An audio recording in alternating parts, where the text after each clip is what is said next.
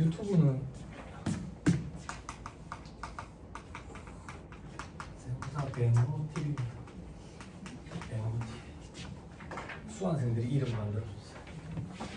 이게 채널이죠. 그죠? 수강생들이 채널이 뭔가요? 그러더라고. 채널이 뭐지? 나는 몇 번을 해야 되지? 그랬더니 몇 번이 아니라 이름을 붙여야 된다 그래가지고. 좀 되겠죠? 해도 뭐 조회수도 없어요. 조회수도 없는데 주변에서 막 창세무사 고시생들 상대로 강의벌이 봐야 고시생 몇 명 보겠노? 몇 명 보겠노? 자극적인 거 이런 거 올려야지 이랬는데 다 필요 없어요. 개 영상 올리는 게 제일 좋죠. 개 영상 올려놓으면 조회수가 막 터져요. 사람들이 개를 좋아하는구나.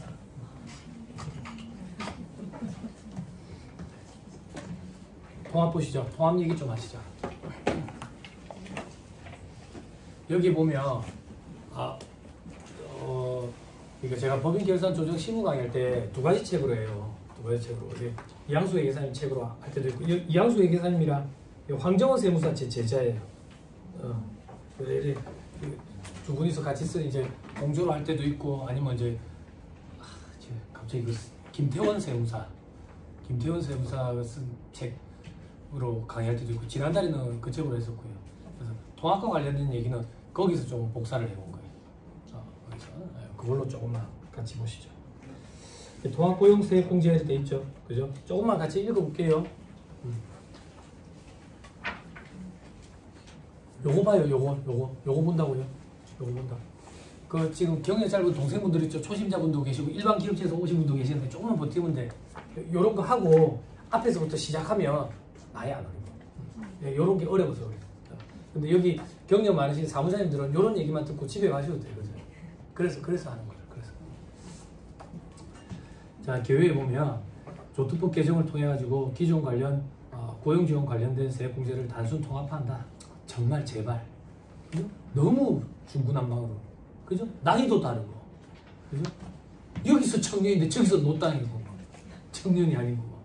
근데 이제 종전 보세요. 고용증대, 사회보험료, 경력단절, 정규직 전환, 육아휴직 복귀자. 근데 여기서 여러분들 관심사는 이제 고용증대랑 사회보험료였죠. 왜? 경력단절 여성 새로 안 뽑아주거든요. 육아휴직 복귀 안 하거든요. 정규직 전환 안 시켜주죠. 그러다 보니까 동그라미 1, 2번밖에 볼 일이 없었는데 아무튼 이걸 다 합쳐가지고 통합고용세액공제라는 명으로 됐다. 그죠? 자, 밑에 소비성 서비스업을 제외한 모든 기업 돼 있죠. 조특법상 중소기업 얘기하는 거예요. 그죠? 조특법상 중소기업의 범위에는 동그라미 1번 호텔, 여관업은 제외. 동그라미 2번에 유흥주점, 술집 이런 데 제외. 그리고 밑에 그 밖에 오락, 유흥 등을 목적으로 하는 거 아까 봤었죠. 안마시술소 이런 데. 그지? 그런데 제외하고는 다 중소기업에 해당될 수 있다. 그죠? 넘어갑니다. 기본공제금액, 세액공제 이런 거 있죠. 이런 거는 뭐 여러분들이 고시생도 아니고 제가 뭐 암기하라고 시킬 것도 아니고 여러분들한테 이런 걸 요구하는 것도 아니고요. 그러면 그냥 사업주분들이 전화 가지고 물어볼 때 대략 이 정도 금액은 된다라는 걸 알고 계시면 얘기하기가 좀 좋을 것 같아요. 정확한 금액이 계산은 이제 프로그램이 복잡한 계산은 우리를 좀 대신해 주죠. 근데 이런 걸 보는 이유는 검토할 줄 알아야 되니까. 검토할 줄 알아야 되니까. 자, 그래 기본 공제 금액 보니까 고용 증가 인원수 돼 있죠. 즉 고용이 전년에 비해서 증가를 해야 시작되는 거야. 시작을 하고 그게 유지가 되면 몇 년을 더 해주고 어쩌고 저쩌고 이라는 거지. 그지? 고용이 증가 안 했으면 아예 시작 자체도 안 된다고요. 그럼 시작되면 우리는 여기서 이것만 봅시다. 지방의 중소기업만 봅시다. 그렇게 봅시다. 자, 지방의 중소기업 보면 청년 정규직, 장애인, 청년 정규직이라고 돼 있죠. 청년을 얘기하는 게 아니라 청년 정규직이어야 돼. 원체서 신고 들어가고 있어야 된다고. 단시간 근로자 이런 거 안 돼. 인턴 이런 것도 안 되고. 그리고 장애인, 60세 이상자, 경력 단절 여성 등 돼 있죠. 그래서 과거에 고용정대 세액공제에서는 이 사람들을 청년 등이라고 표현했었어요. 물론 거기서 청년의 범위는 34세가 아니라 29세였지. 그죠? 요거를 조금만 들으시면 도움이 될 거예요. 과거 문재인 정권에서 패시브한 소득이다, 수동적인 소득이다 그래가지고 이런 소득에 대해서는 부정적인 입장을 갖고 제재를 좀 많이 가했어. 그런 소득들이 부동산 소득, 이자 소득, 그리고 배당 소득.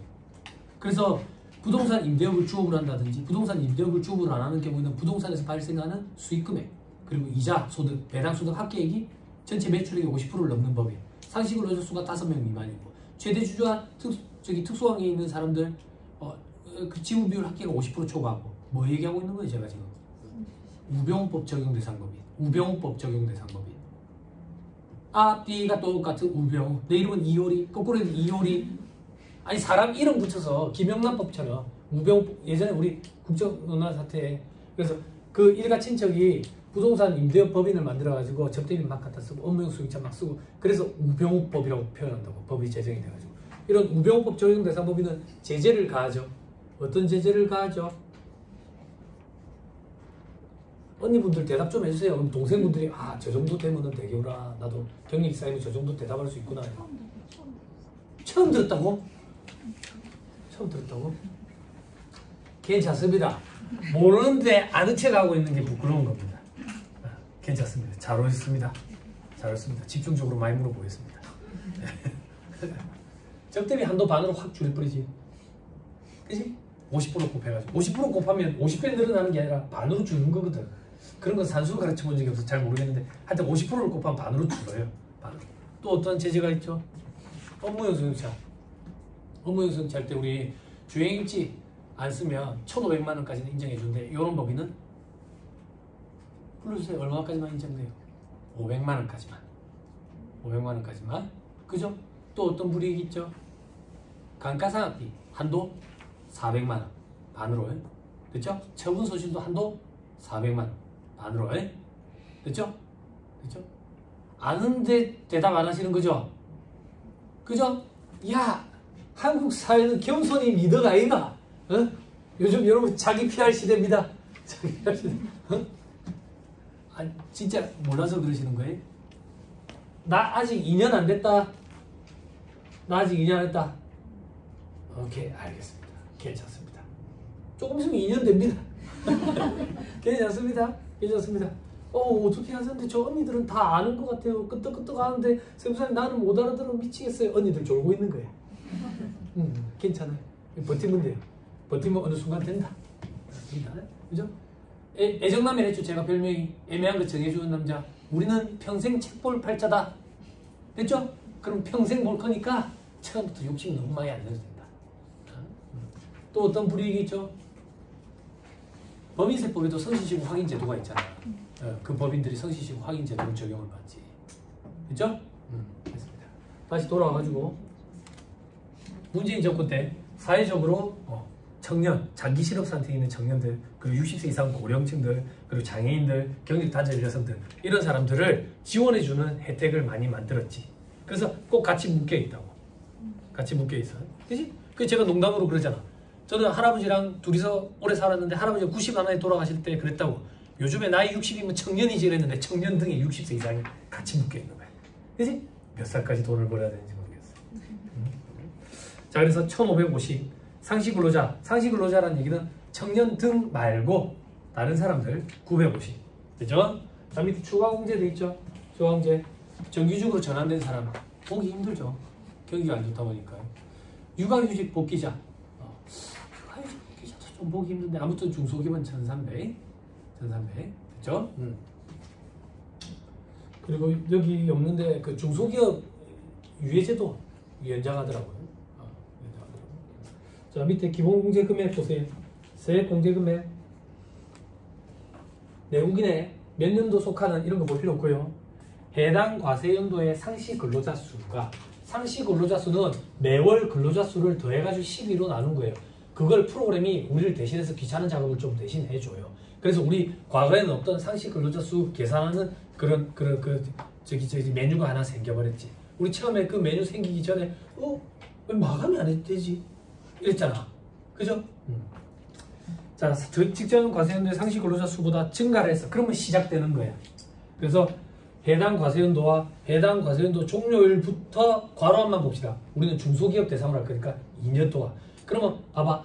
올해 그리고 앞으로 2년. 그러면 총 3개 연도 동안. 물론 그 인원을 유지하고 있어야지. 다시 인원이 증가하면 일단 시작되는 거예요. 시작되고 그 인원이 증가한 인원을 유지하고 있으면 2년에 걸쳐서 더해준다. 됐죠? 그럼 뭐 얼마를 공제해줄 건데 밑에 동그라미 1, 2번 있는데 이런 거 볼 필요 없고 아까 1450, 1550, 950 이런 금액. 됐죠? 넘어갑니다.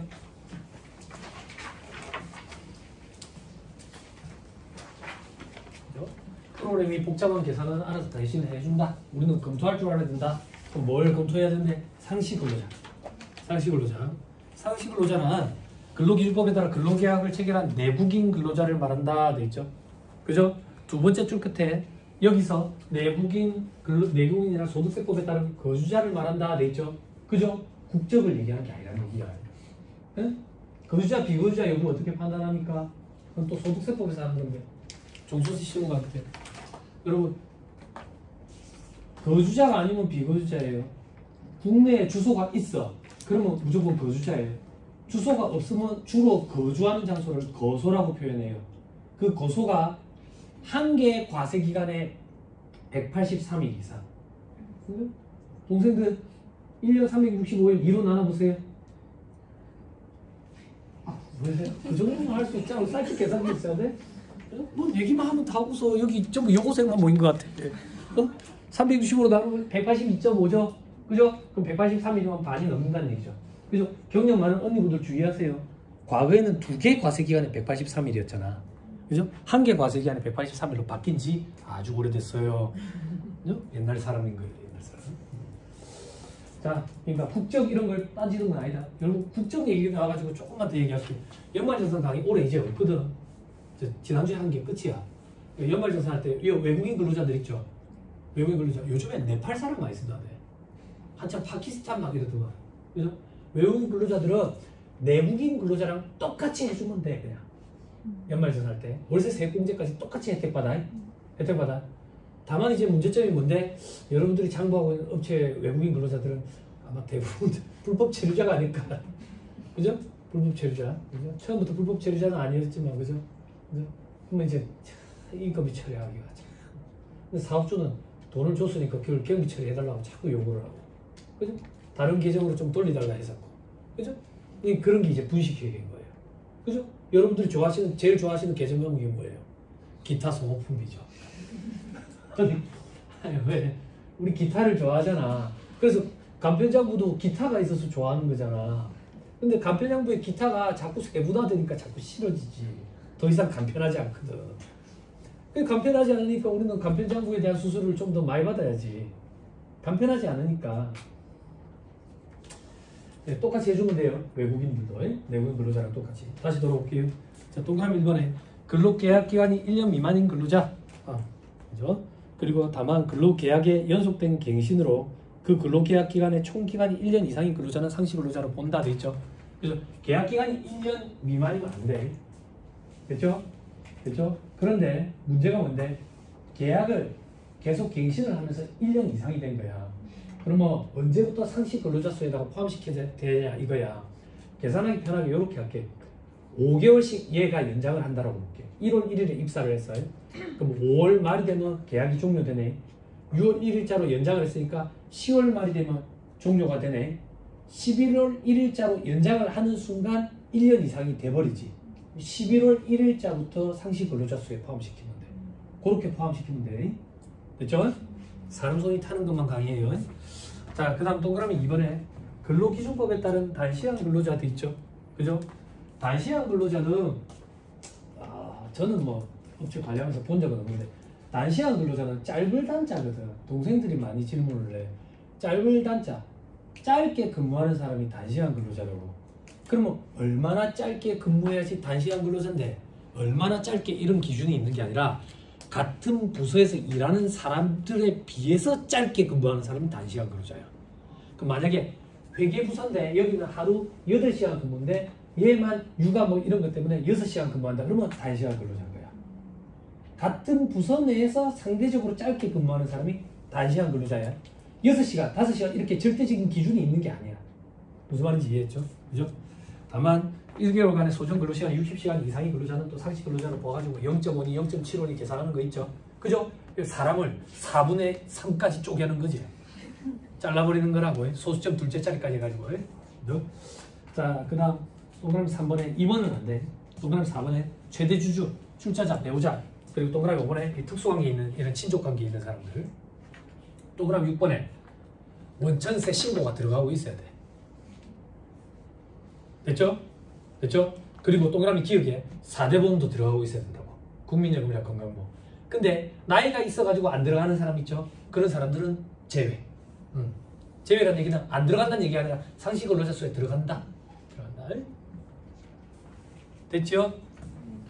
됐어요? 자, 그 밑에 이제 청년 봅시다. 청년.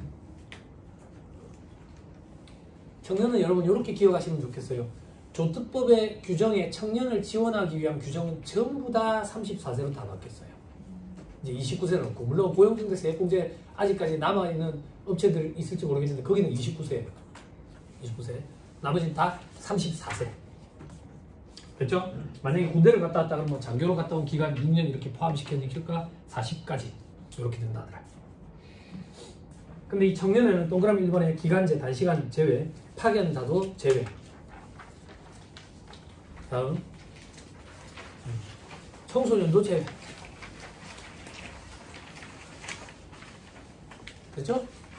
그래서 법인세 실무 강의 때 조특법을 잘 안 해요. 조특법은 뭐 규정 이런 거밖에 안 되거든요. 물론 같이 읽어드리면 조금 이제 잘 읽어지지만 여러분들 입장에서 반가로 3번에 장애인 근로자, 그죠? 장애인 혜택 이렇게 받는 사람들, 그죠? 됐죠? 여러분 이거 혹시 그런 일이 있을까 모르겠다. 갑자기 생각나서 그런 일이 있을지도 모르겠어요. 장애인의 그러니까 여러분 이 법을 해석을 할 때 세무사들은 세법에 대해서 다 아는 사람이 세무사가 아니라 세법을 읽고 해석할 수 있는 능력을 갖춘 사람을 세무사라 하거든. 세무사. 근데 이거 읽고 해석을 할 때 뭘 제일 주의해야 되냐면 유추 확대 해석을 주의해야 돼. 유추 확대 해석은 이러니까 이것도 이러하겠지 라고 생각하는 거. 그거는 만군 내 생각이거든. 그러다가 사고가 터져. 물론 이런 경우가 실질적으로 있을지 모르겠지만 갑자기 연말정산 강의했던 게 떠올라가지고 우리 연말정산 강의 때 여러분들 의료비 세액공제 공부하잖아. 의료비 세액공제 관심 없어요? 결혼을 하신 분, 결혼 안 하신 분, 산후조리원 가야 될 거 아니야. 산후조리원비 200만원까지 의료비 세액공제 된다고. 또 말 조심해야지. 지난달인가 결혼 무조건 하세요. 저는 결혼 예찬론자입니다. 결혼을 해보니까 여자가 조금 손해보긴 합니다. 이 얘기했더니 강사평가서에 그런 얘기는 삼가해주세요. 젠더 갈등을 일으킬 수 있습니다. 이랬더라고요. 강의 못하겠어. 무슨 젠더 갈등이야. 110V, 220V를 얘기하는 게 뭐야. 우리나라 전부 220V인데 왜. 그래서 바로 사과했어. 미안. 여자 손해 안 봅니다. 강의를 못하겠어. 힘을 다 모으고 있어요. 산후조리원비 200만원까지 세액공제 되잖아. 혹시 최근에 출산하신 분 계세요? 없어요? 좀 안타까운데 산후조리원비가 아마 올라가지 않았을까 싶어. 제가 애가 이제 3학년, 1학년 이렇게 되거든요. 저희 애 출산했을 때 산후조리원비 200만원이면 이 경남에서 제일 좋은 데였어요. 울산에 있는데 사설 산후조리원. 근데 산후조리원비 200만원까지 지금 세액공제 대상이 되니까 물론 시간도 많이 흐르긴 했지만 아마 많이 또 올라갔을 것 같아요.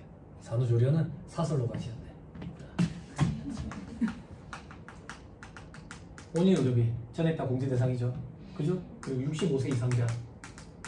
그죠? 그리고 올해 개정대가 들어온 거 있죠. 의미 있는 거. 6세 이하자. 6세 이하자. 이것도 전액 다 공제 대상이 되죠. 그리고 장애인. 그리고 중증질환자. 그죠? 그래서 책에 따라 장애인 등 이렇게 표현이 되어 있다. 이 중증질환자에만 결핵 환자도 포함되어 있고, 제가 드리고 싶은 얘기는 여기 장애인 등에는 중증질환자가 포함이 돼. 근데 여기 장애인은 그런 거 포함 안 된다고. 이런 게 유추 확대 해석이고 이런 걸 조심해야 된다고. 여기 장애인 등에 중증질환자도 해주니까 여기도 되지 않을까? 이렇게 생각하는 순간 만구 내 생각에 빠지는 거야. 이런 걸 주의해야 된다고. 응? 있는 그대로 적용을 해요. 있는 그대로. 이 중증질환자 암 환자도 들어가거든. 우리나라에 저기 질병 사망률 1위가 암이라면서 한집 걸려서 암환우가 있다고. 막 암으로 돌아가시게 되면 12월 31일자로는 안 살아 계시잖아요. 돌아가셨잖아요. 근데 사망일 전일 기준으로 따지기 때문에 기본공제 150만 원 받을 수 있다고. 연세도 많으시다는 경로의료자 공제 받을 수 있고 장애인 증명 받아온다고 병원에서. 그러면 장애인 장애인 공제 추가 공제 200만 원도 받을 수 있다고. 그리고 전액 다 공제 대상. 그죠? 혹시나 그런 일이 있을까 봐. 요거 마무리 지어볼까? 말 나온 김에? 싫어요? 두 번째, 그 외의자를 위해서 지출하는 립이. 요건 총급액의 3% 차감하죠. 그죠? 3% 차감. 그리고 세 번째, 미수가 선천성 이상화. 이런 애들을 위해서 지출하는 립이. 여러분들 아실지 모르겠는데 애들 처음에 작게 나오거나 아프게 나오면 인큐베이터 말고 대학병원에 있는 중환자실이 있어. 니큐라고 그러는데 그런 데 가면 이제 니큐라고 그러는데 이런 데 있어. 그러니까 부모도 일주일에 한 번밖에 못 봐 애를. 신생한데도. 그런데 아마 돈이 상상을 초월한다. 이런 거. 네 번째, 그리고 난임시술비. 모자생식술에 따른 난임시술비. 요거에 대해서 15% 방금 세액공제이고 20% 세액공제죠. 30%. 그죠? 연말정산 강의 들으러 뭐 회계사무실 직원들이 이런 얘기를 하면 그런다고. 프로그램 알아서 다 해주면 돼. 이거 연말정산 간소화 서비스 안 떠. 연말정산 강의 이런 거 들으러 와야 된다. 연말정산 간소화 서비스 안 뜨니까 연말정산 담당자로서 이런 거 별도의 증빙을 병원에서 받아오세요 라고 얘기를 해줘야 된다. 그리고 연말정산 강의 지금 사무소에서 하나, 회계사님들이 계시는 데는 교육이 어떻게 이루어지는지 잘 모르겠는데, 여러분 기쁜 소식 하나 전달해 줄까? 기분 좋게? 우리 기본공제 대상자 파악할 때 나이 요건이 있고 소득금액 요건이 있잖아. 소득금액 얼마 이하여야 돼요? 소득이에요, 소득금액이에요? 소득금액. 그때 소득금액은 종합소득금액 얘기하는 거죠? 아니잖아. 종합, 퇴직, 양도소득금액 합쳐서 100만 원이지. 그래서 노부모를 모시고 있었는데 노부모가 소득금액이 없어. 그럼 올해 공제를 받았는데 지판기사가 양도소득금액이 있었어. 그러면 걸리는 거지. 소득금액 100만 원 이하에 해당하는지 여부를 간소화해서 쏴줄 거래. 아무도 안 들으셨구나. 된말 좀 하기를. 또 있는데 얘기 안 해주지. 그래 들으면 되겠지. 좋죠? 그죠? 그런데 안경 구입비 연말정산 간소화 서비스에 떠야 안 돼요. 왜 다 옛날 사람만 모였네. 뜨잖아. 몇 년 됐잖아. 근데 저한테 연말정산 강의 들으셨던 분들 기억나시는지 모르겠는데, 안경 구입비 연말정산 간소화 서비스 뜨기 시작한 그 해에 제가 그래도 대조해보세요 라고 얘기를 했거든. 첫 해에는 조금 그런 일들이 생겨. 버벅거린다든지 문제점들이 좀 있어. 빠지는 게. 기본공제 대상자 100만 원, 소득금액 100만 원 이하 요건도 올해 첫 해니까 조금 그래도 꼼꼼히 조금 신경을 예년에 비해서 조금 더 쓰고, 이제 몇 년 지나면 안정화 단계에 접어들면 아마 신경 쓸 일이 없지 않을까 싶어. 그죠? 그런 거야. 그러니까 기억을 더듬어 보세요, 여러분들 부모님들. 저희 아버지가 학교에서 34년 교편을 잡고 계셨거든요. 연말정산할 때 되면 내가 아직도 기억이 나. 아버지가 텔레비 밑에 서랍장을 탁 열면 진료비 영수증이 이만큼 나와. 병원비 영수증. 그러면 아버지가 그거를 골무를 끼고 한 장씩 넘기면서 계산기를 두드려봐. 계산기를 두드렸더니 700만 원 이래 나오는 거야. 근데 연말정산 간소화 서비스에 뜨기 시작했어. 연말정산 간소화 서비스에는 600만 원 이래 돼 있는 거야. 뭐가 만든 숫자야? 둘 다 엉터리라고. 둘 다 엉터리. 그런 것 때문에 그래요.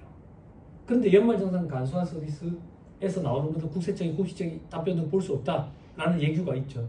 그러면 국세청 입장에서도 그게 불완전하다라는 걸 인정을 하는 거죠. 그죠? 그럼 우리가 그걸 완벽하게 해줘야 되겠죠? 그죠? 근데 수수료가 월 10만 원이야. 그죠? 요즘 친구들 말로 가성비.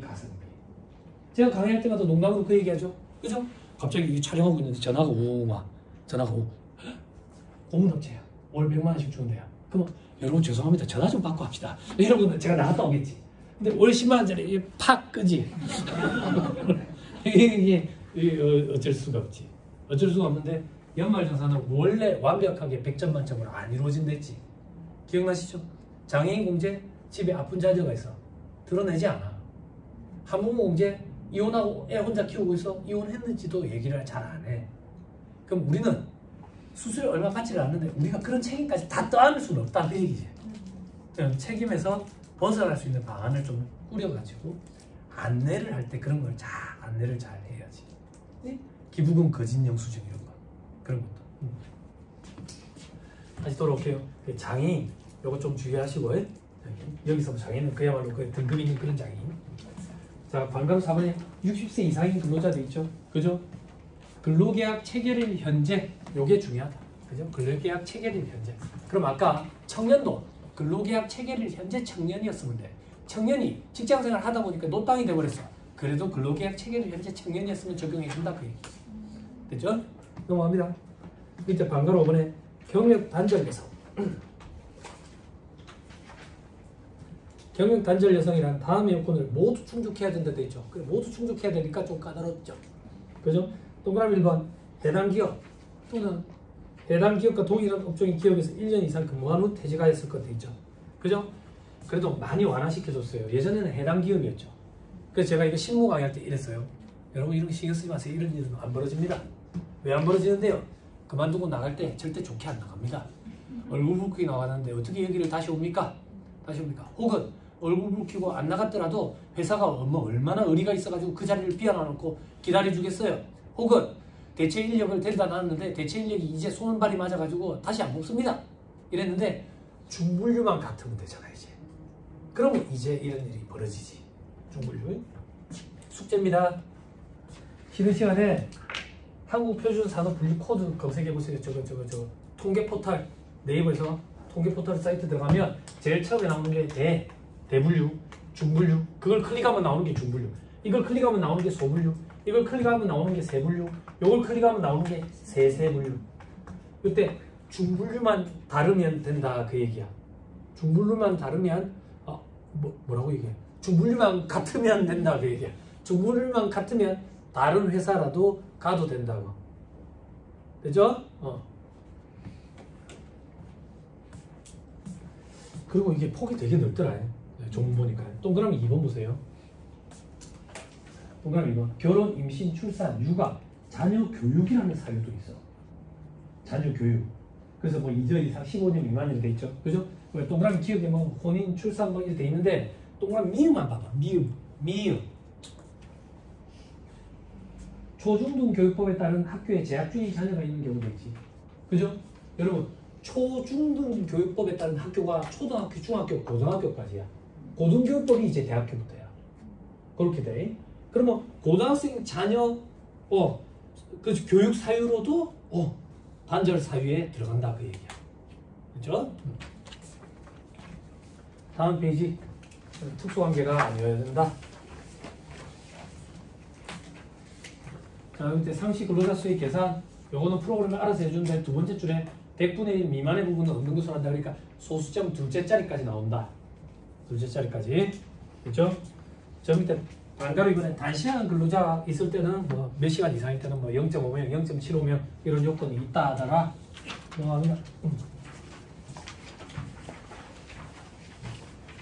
자, 요것도 필요합니다. 창업을 하면 어떻게 하냐. 창업을 하면. 그게 무슨 말인데? 창업을 하면 직전 과세 연도에 상시 근로자 수보다 증가해야 되는데 직전 과세 기간에 상시 근로자 수를 어떻게 해야 되냐고. 0명이다 그 얘기야. 0명이다. 그럼 창업을 한 경우에는 직원을 고용하면 첫 해부터 바로 적용을 받는 거지. 그렇죠? 그럼 이런 경우는 어떻게 하냐 이거야. 어떤 경우? 개인에서 법인 전환을 했다. 그러면 개인 기업일 때 상시 근로자 수랑 비교를 해. 됐죠? 됐죠? 자, 추임새 넣지 마세요. 추임새 넣지 마세요. 추임새 안 넣어도 돼요. 자, 됐죠? 자, 그 정도 보시고. 저 밑에 괄호 3번에 사후관리 돼 있죠? 그죠? 자, 유지를 하면 중소기업의 경우에는 두 번째 연도, 세 번째 연도까지 유지를 하면 적용을 해준다. 그런데 상시 근로자 수가 줄어들었대. 줄어들면 일단 스톱하고 청년이 줄어드는 청년등이 줄어드는지 청년등 외가 줄어드는지 이걸 보고 추징을 한다 하더라. 추징을 됐죠? 이 정도 넘어갑니다. 자, 625페이지 보니까 밑에 반감 1번에 2차 연도, 다음 페이지 3차 연도 보지 마세요. 사실 네? 좀 이따 숫자 넣어서 보면 명쾌하게 다 보입니다. 자, 627페이지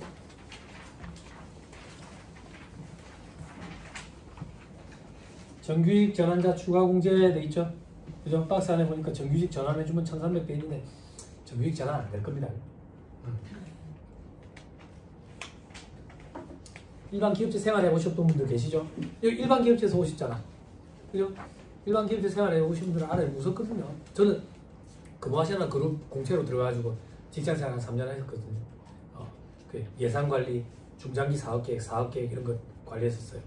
그러면 이제 각 부서마다 기획팀에 있었는데 기획팀에서 예산을 짜는 게 아니라 기획팀은 그룹에서 근무하시는 그룹에서 내년도 우리 사업계획 예산의 방향성은 이렇다라는 걸 회의를 참여해서 듣고 와서 일선 부서에 알려주는 거예요.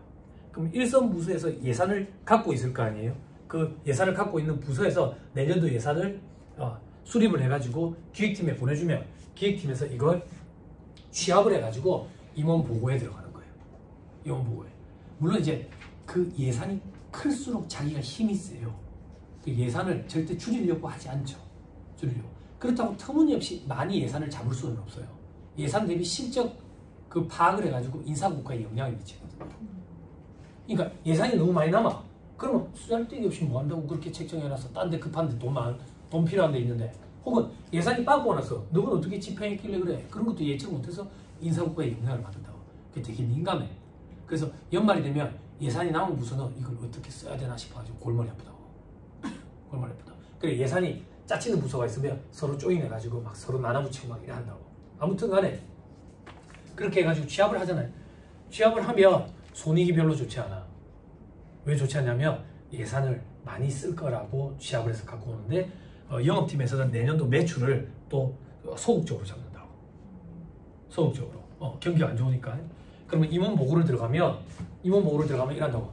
경호야, 내년도 손익이 왜 이리 안 좋아? 아, 예, 취합했는데 이런. 그래? 교육비 예산 얼마 잡았어? 이란다고. 교육비 예산 내년에 3억 잡았습니다. 왜?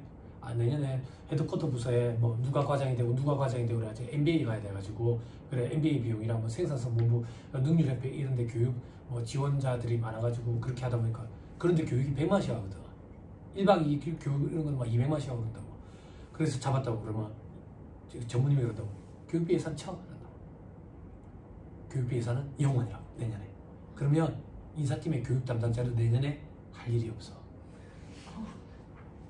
할 일이 없다고. 왜 무섭다고. 그리고 그래도 예산이 안 좋거든. 3억밖에 안 되잖아. 그러면 뭐라고 했는데 정규직 전환율이 몇 프로야? 정규직 전환율. 인턴 계약직이 있을 거 아니야. 정규직 전환율 만약에 10% 잡았다.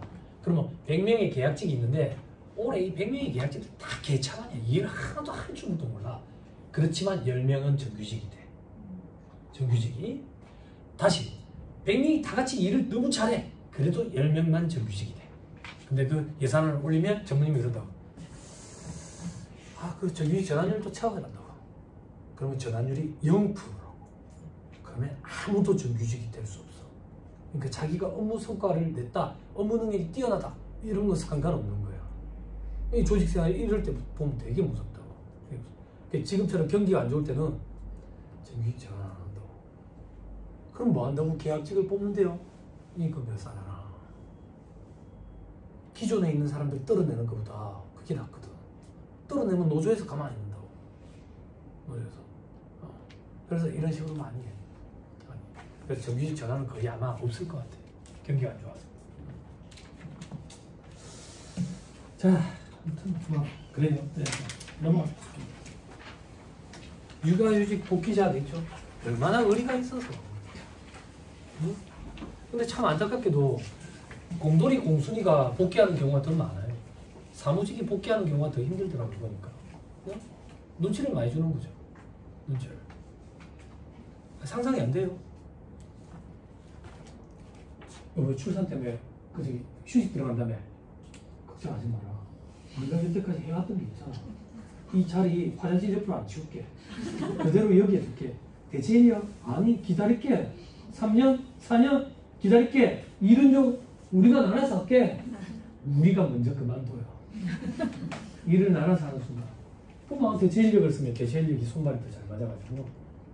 그래서 참 안타까워. 근데 공수인들이 복귀하는 경우가 더 많더라고. 공수인들은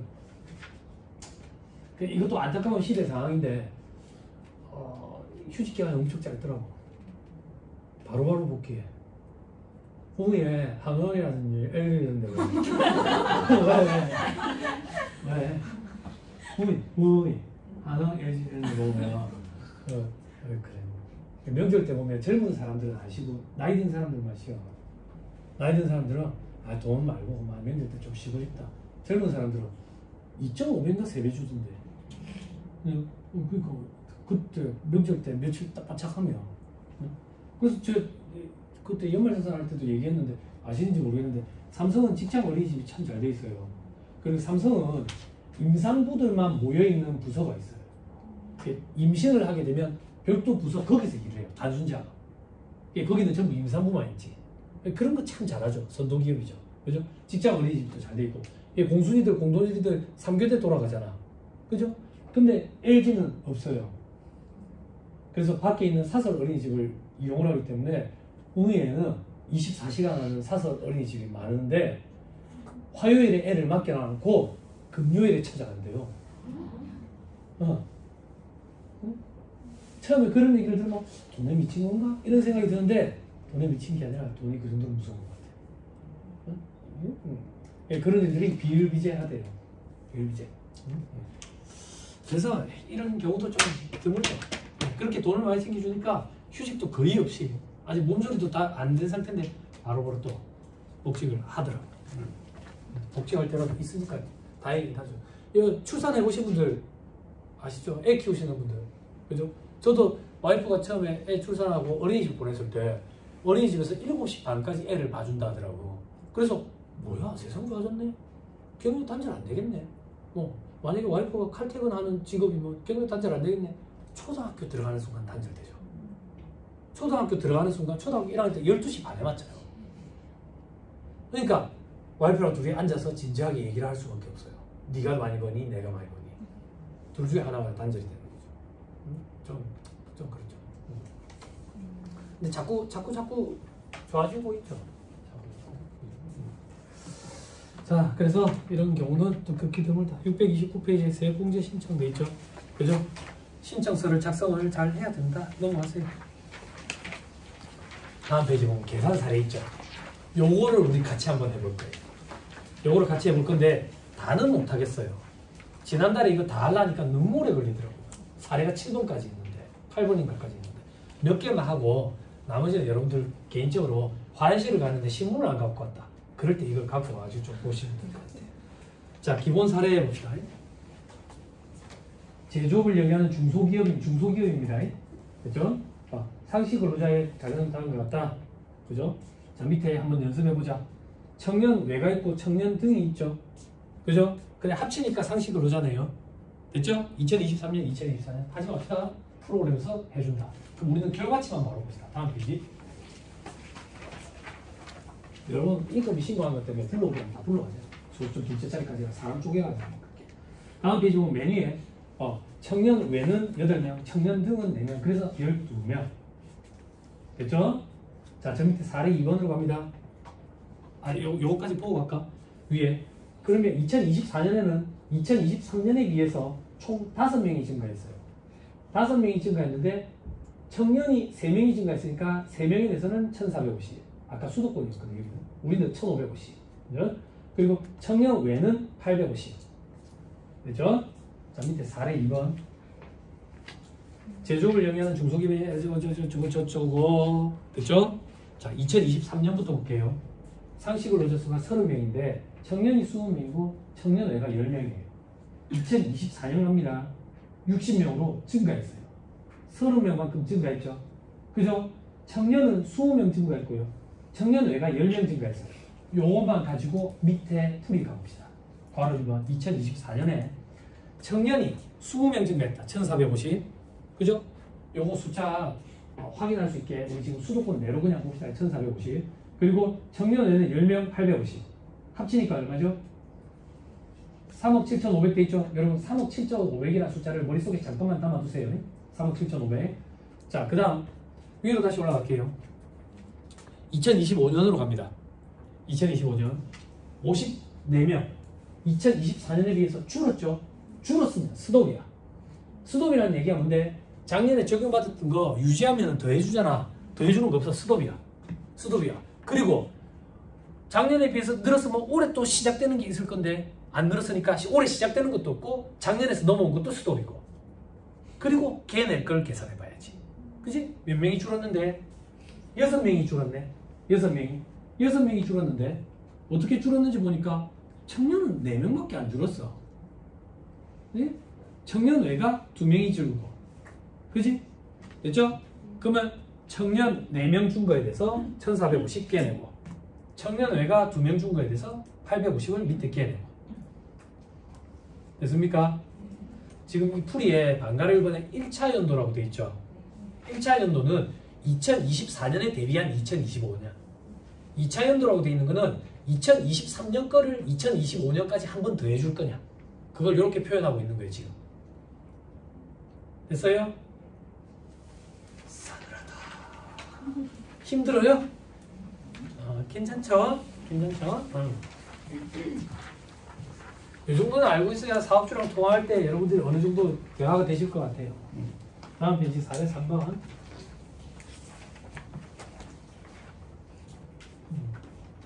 왜 이렇게 쓰고?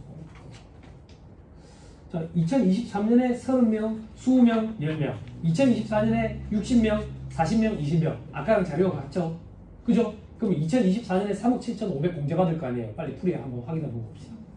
3억 7,500 숫자 머릿속에 담아뒀죠?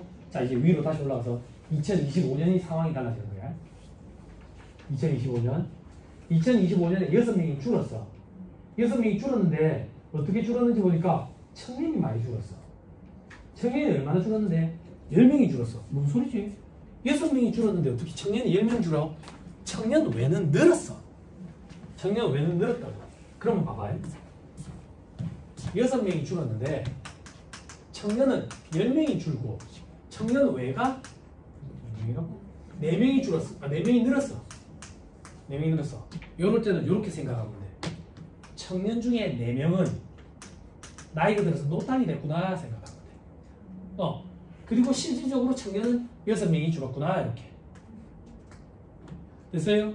그럼 청년 6명 준 거에 대해서는 1450씩 깨내고, 청년이 아닌 노땅이 됐지 4명에 대해서는 청년과 청년 아닌 사람의 차이만 그만 깨내고, 그렇게 이루어져.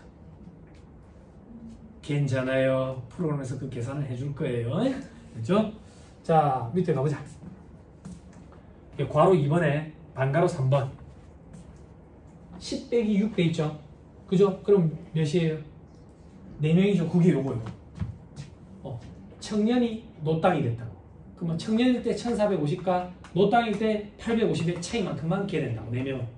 그럼 나머지 6명 청년이 줄었으니까 1450 깨내고. 됐나요? 됐어요? 싸늘하다.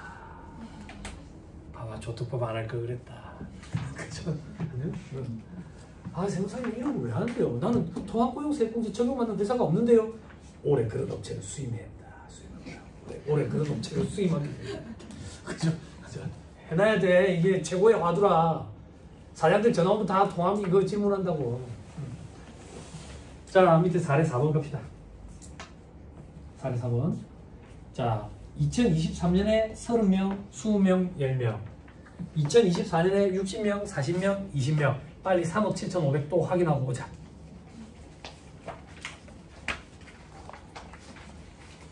확인했지요? 됐죠? 상황이 뭐가 달라지는데 2025년이 달라지는 거라고.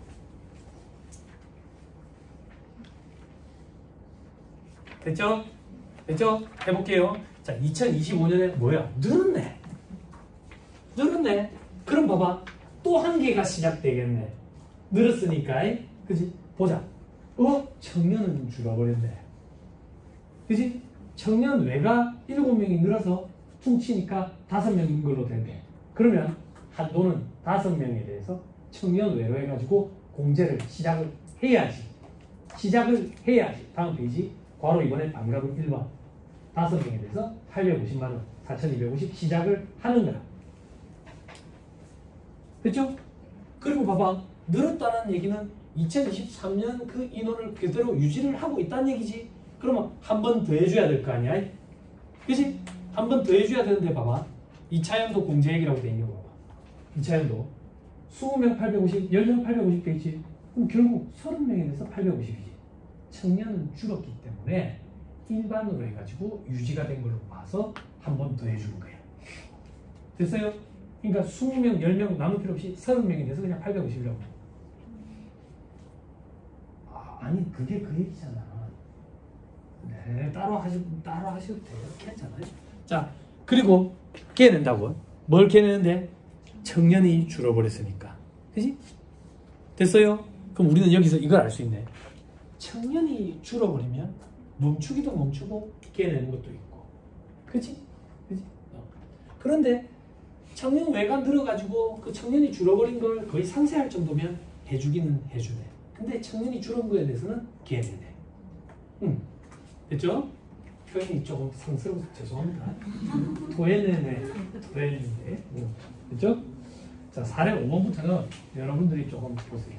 이 정도만 할게요. 이 정도만. 됐지요? 자, 그리고 그 뒤에 창업 얘기도 조금 합시다. 667페이지. 창업 얘기 조금 하고 그 뒤에 이제 요번에 이제 국회 통과된 거 그거 창업 중소기업에 대한 세액감면 돼 있죠. 그래서 통합고용과 관련된 공제 혜택이 등장하기 전에는 창업 중소기업 세액감면이 아마 가장 강력한 감면 혜택이 아니겠나 싶고요. 물론 이제 청년인 경우에 우리는 지금 수도권이 아니니까 100% 5년 동안 감면해주죠. 그죠? 그러면 동생들은 그런 생각하거든요.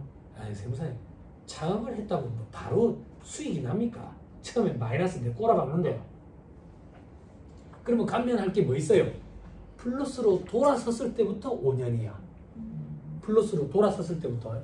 그러면 플러스는 뭘 플러스라 하는데요? 회계상 소득을 얘기하는 게 아니라 세법상 소득을 얘기하는 거야. 세법상 소득이 플러스로 돌아섰을 때 그때부터 5년을 해준다고. 그럼 세법상 소득은 도대체 뭘 얘기하는 건데? 법인세 계산 구조가 이렇게 생겼잖아. 여러분들 사무소식 경우는 이렇게 되죠. 결산상 단기순이익에서 시작하지. 그래서 입금산입, 송금산입. 송금산입, 입금산입. 하고 나면 이제 차가감 소득금액이 나오죠. 그죠? 여기 기부금 한도 초과에 기부금 한도 초과 2월에 송금산입하면 각상은 소득금액. 그죠? 얘가 마이너스인 걸 세법상 결손금이라 해. 즉, 각사업연도 소득금액이 세법상 소득이고 얘가 플러스로 돌아섰을 때부터 5년 동안 창업 중소기업 세액감면이 이루어지는 거예요. 됐죠? 근데 그런 업체들 있잖아. 계속 마이너스인데 저도 있거든.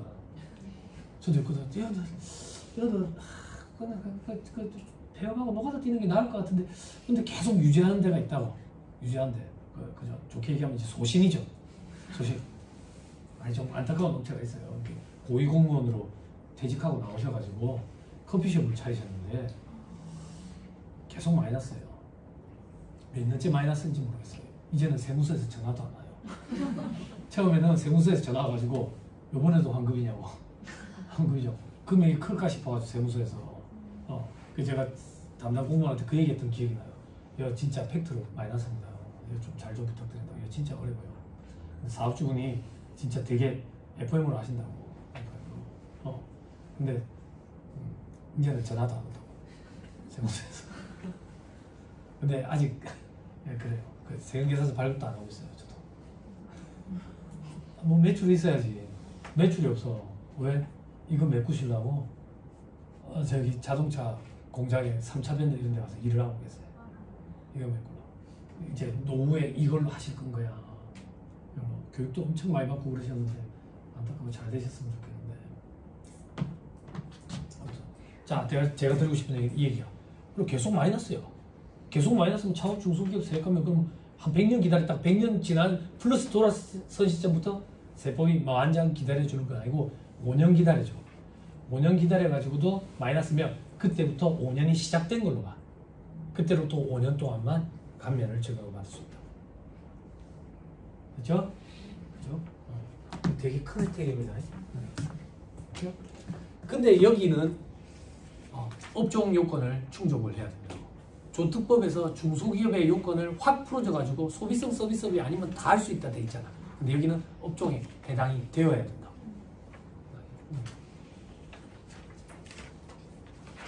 됐죠?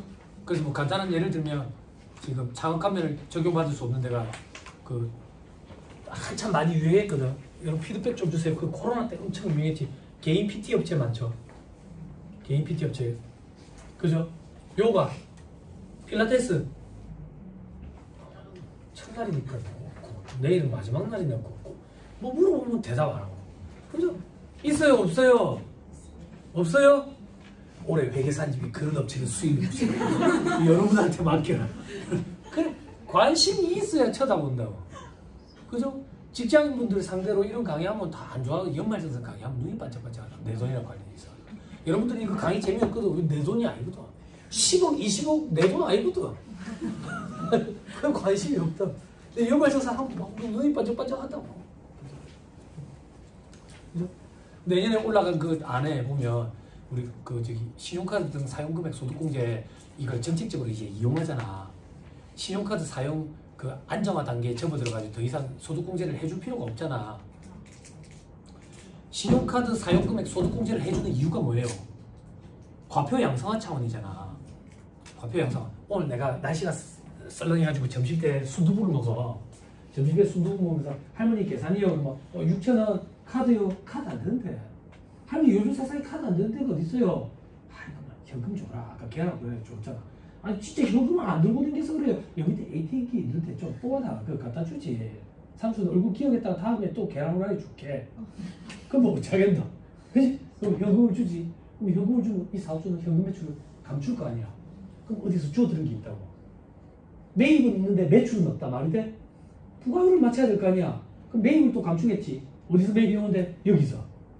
그럼 매입해 오면서 현금을 하면서 매입을 감추니까 여기도 또 매입을 감추겠지. 매입을 감추겠지. 연달아서 우리나라 전체 다 감추는 거지 뭐.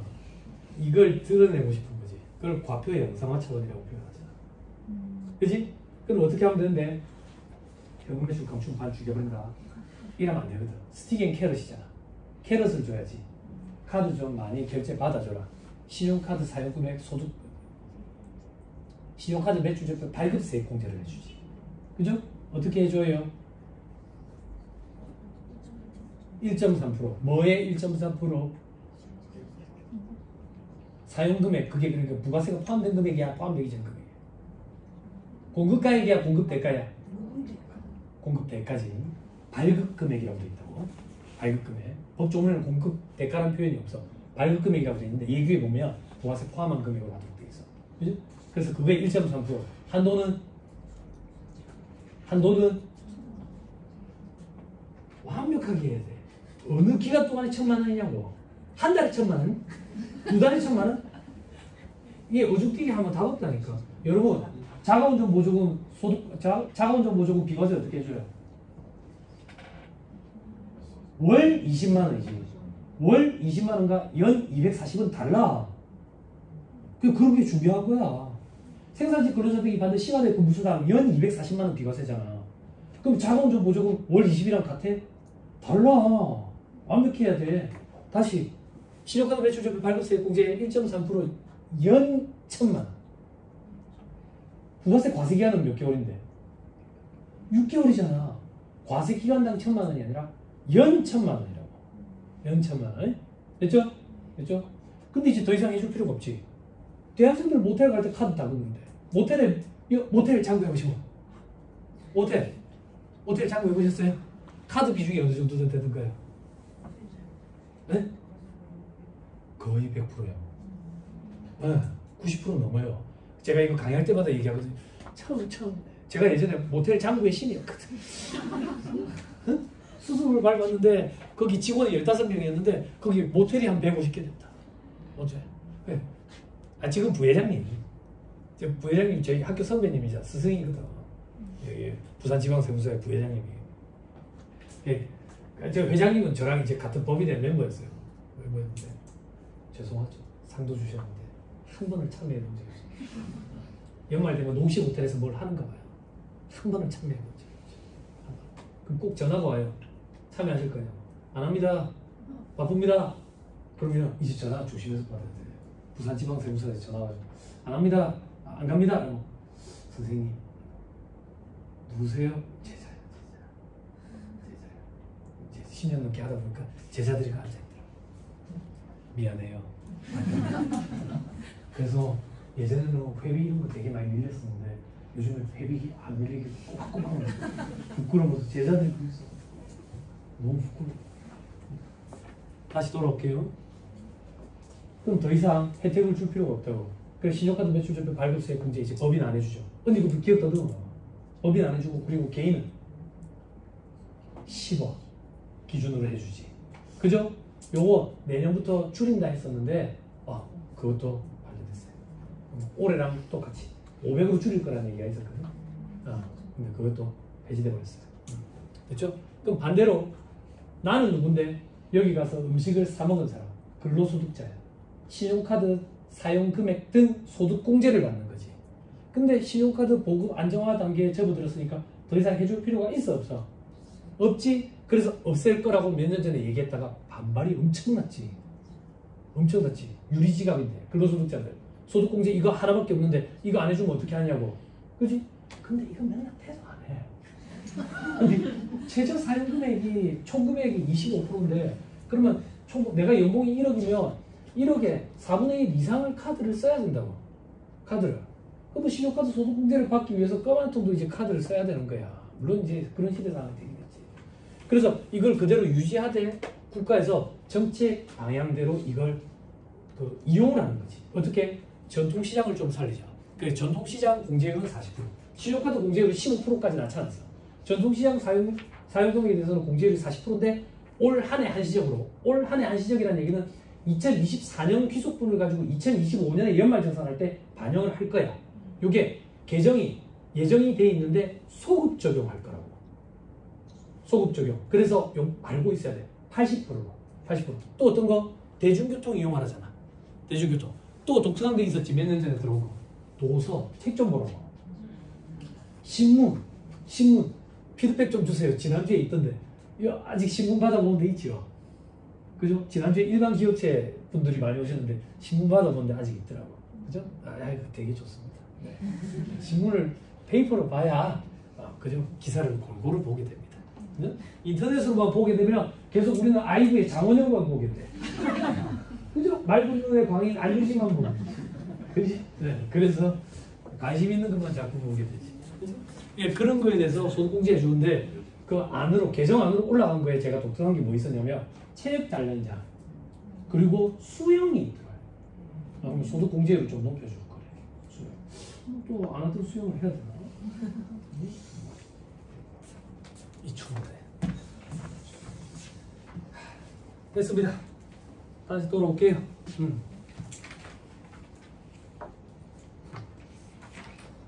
그래서 카드와 관련돼 가지고 과표 양상 차원에서 그런 걸 혜택을 주는데 좀 많이 줄었는데 없어지지는 않을 것 같아요. 앞으로 정부에서 계속 이런 식으로 이용을 할 것 같아요. 자, 그래서 창업 중소기업의 범위에는 열거된 범위에 해당이 돼야 된다 하더라. 그래서 요가랑 그 얘기 했었어요. 요가랑 필라테스, 체력 단련장, 헬스장, 개인 PT 이런 거. 그죠? 요가랑 필라테스는 있죠. 교육 서비스업이 들어가가지고 창업하면 못 받아. 근데 체력 단련장이랑 PT는 체력 단련장으로 들어가기 때문에 창업 감면을 받을 수가 있어. 요즘 뭐 인터넷이 잘 돼 있어. 저도 뭐 그런 거에 대해서 뭐 어떻게 다 알겠어요. 저도 찾아보는 입장인데, 그죠? 그렇게 좀 이루어지더라. 혹시나 여러분들 한참 요가, 필라테스, 개인 PT가 성행했거든. 그래서 혹시나 있을까봐 그런 얘기 좀 하고 넘어갑시다. 자, 됐습니다. 나머지 볼 필요 없고요. 667페이지 제일 밑에 보세요. 제일 밑에 보시면 요렇게 봅시다. 동그라미 7번에 영세 창업 중소기업 돼 있죠. 그죠? 영세한데 이렇게 요런 데도 추가로 좀 해준다. 조금 이따 볼 거고요. 그 밑에 최저한세 적용 대상인데 감면율 100%인 분은 적용 제외돼 있죠. 그래서 청년 창업인 경우에는 최저한세도 영향을 안 미친다고. 세무사님 최저한세가 뭔데요? 여러분들 그 창렬어가고 불러오게 하고 저장하고 닫는 그거. 아니 농담입니다. 그죠? 최저한세 걸리는 경우가 조금 드물죠. 네, 드물죠. 근데 이제 통합 관련돼 가지고는 세액공제 혜택이 크기 때문에 최저한세 걸리는 경우가 아니겠나 싶은데 납부세액 자체가 얼마 안 되기 때문에 또. 자, 그 밑에 농특세도 비과세됩니다. 농특세도 비과세. 넘어갑니다. 자, 창업 중소기업 돼 있죠. 그죠? 첫째 줄 끝에 창업 중소기업에 대해서는 해당 사업에서 최초로 소득이 발생한 과세연도, 그 다음 과세연도 개시부터 4년까지, 그러니까 총 5개 연도야. 5개 연도. 그 밑에 50%라고 돼 있는데 청년으로 수도권 아니야. 그러면 100%. 됐죠? 자, 그 정도로 보시고 그 밑에 딸락에 해당 사업에서 최초로 소득이 발생한 과세연도에서 소득이란 세액감면 대상 사업에서 발생하는 소득으로 각 사업연도 소득 금액을 얘기하는 거다. 됐죠? 됐습니다. 그 정도 보시고 밑에 청년 창업 됐죠? 자, 다음 페이지 보세요. 동그라미 1번에 개인 사업자로 창업하는 경우 돼 있죠? 그죠? 손익 분배율이 가장 큰 대표자가 청년이어야 돼. 청년. 자, 동그라미 2번에 법인으로 창업하는 경우 대표자여야 되고 그 대표자가 최대 주주여야 돼.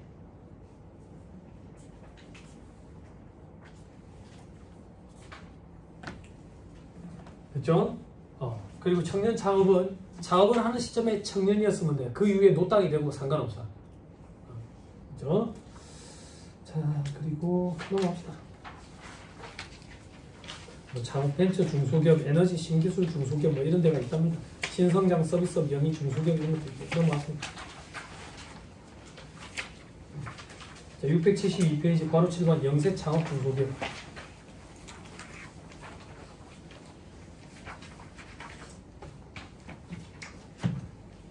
자, 얼마나 영세해야 되는데 세 번째 줄에 수익 금액이 8천만 원 이하래. 8천만 원 이하. 물론 1년이 안 되면 환산해야 될 거예요. 1년으로. 그죠? 자, 다음 페이지. 동그라미 2번에 수도권 과밀억제권형 외에 창업을 하면 100%. 동생분들 수도권과 수도권 과밀억제권형은 좀 달라. 열거돼 있거든. 열거돼 있어요. 그거 보고 하면 돼요. 그리고 괄호 8번에 추가 감면이 돼 있죠. 추가 감면. 업종별 최소 고용 인원 이상을 고용하게 되면 추가로 감면을 해준다. 자, 계산사실 밑에 다만 50%에 상당하는 세액을 한도로 하고 1% 미만의 부분은 없는 것으로 본다 하더라. 그렇다더라. 자, 중요한 건 저 밑에 감면 요건의 창업 요건. 창업이라 하면 중소기업을 새로이 설립하는 것을 말하고 법인은 설립 등기일, 그게 창업일이고 개인은 사업자 등록을 한다. 이게 창업일이다. 다음 페이지. 창업으로 보지 아니하는 것도 있죠. 그죠? 자, 뭘 주의해야 되는데 이게 사업의 확장이면 안 돼. 신규 창업이라 해야 된다. 그러면 신규 창업인지 확장인지 여부는 어떻게 판단할 건데 두 번째 줄에 세 분류에 따른다고. 대, 중, 소, 세, 이 세 분류가 다르면 신규 창업으로 보겠다는 얘기야.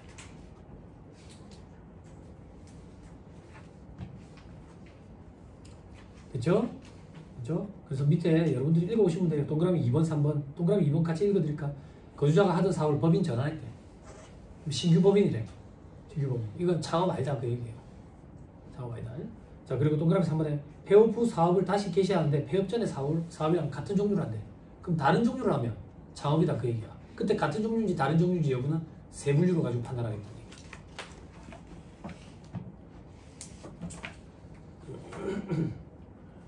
됐습니다. 그 정도 보시고 다음 페이지 참고 삼아 675페이지 저 밑에 보니까 수도권 과밀억제권 얘기 어떤 데인지 나오죠? 넘어갑니다. 677페이지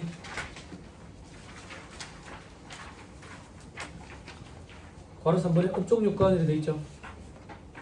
그죠? 광업, 제조업. 제조업에는 제조업과 유사한 사업으로서 자기가 제품을 직접 제조 안 하고 제조업체에 의뢰해서 제조하는 사업, 이거 유사 제조업이라고 그러죠.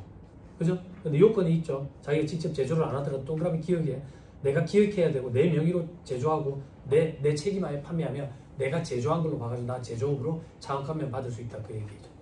유사 제조업 얘기하는 거예요.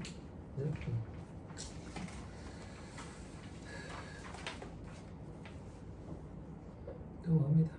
쭉 넘어갔어요. 물류사업 이런 것도 있고 하는데 18번에 보니까 그죠? 해당 사항 있는 거 보시고 장학금을 적용받을 수 있으면 좀 신청을 해주세요. 그 물류사업은 왜 갑자기 제가 얘기 꺼냈냐면 그 저기 젊은 사람들이 그 쿠팡 그 물류센터에서 일을 많이 해요. 그래가지고 여러분들 어느 정도냐면 얼마나 젊은 사람들이 그쪽으로 많이 뛰어들었냐면 그 택배지니까 택배 하려면 그 용달 있어야 되잖아. 용달 여러분들 용달차 저기 뭐라 하노 차를 새로 사가지고 받으려면 8개월씩 걸려요. 대기가 그래서 여러분들 아실지 모르겠는데 중고차 값이 새 차 값보다 300만 원 정도 더 비싸요. 그 택배하는 젊은 사람들이 되게 많아요. 그래서 어디로 많이 가냐면 광명, 시흥 쪽으로 많이 갔어요. 그게 벌써 한 1, 2년 된 얘기인데 쿠팡 물류창고가 거기 없었는데 새로 생기는 지점이 있어가지고 부산에 있는 친구들도 막 글로 올라가더라고. 그래서 차를 중고로 산다는 거야. 중고로 사면 뭐 현금으로 사면 좋겠지만 현금이 잘 없잖아. 중고차는 이자율이 굉장히 높아. 이자율이 굉장히 높은데 새 차 값보다 300만 원씩 또 더 주고 사야 되는 입장이더라고. 그런 일들이 좀 벌어지더라고. 처음에는 이제 차가 없는 상태에서 등록을 해놔놓고 나중에 차를 이제 받아가지고 다시 이제 택배 사업으로 이렇게 등록을 하고 그런 경우들을 좀 많이 봤어요. 택배 업체 없어요? 없어요. 그런데 젊은 친구들이 많이 하더라고요. 한참 그걸로 뭐 돈을 많이 번다. 연예인도 텔레비 나와가지고 퇴사자 인더 하우스 기억나요? 그래서 그 퇴사자 집에 있는 퇴사자 4명 중에 한 명이 그 쿠팡 택배를 하는데 먹고 사는데 지장 없다 이래가지고 젊은 친구들이 막 뛰어들더라고. 내가 하는 만큼 돈이 든다. 그래서 전국에서 그 택배 사업으로 돈 제일 많이 버는 사람 애기 아빠 텔레비에서 나왔는가 보다. 교통사고로 죽었죠. 그죠? 그 기사도 나오고 그랬죠.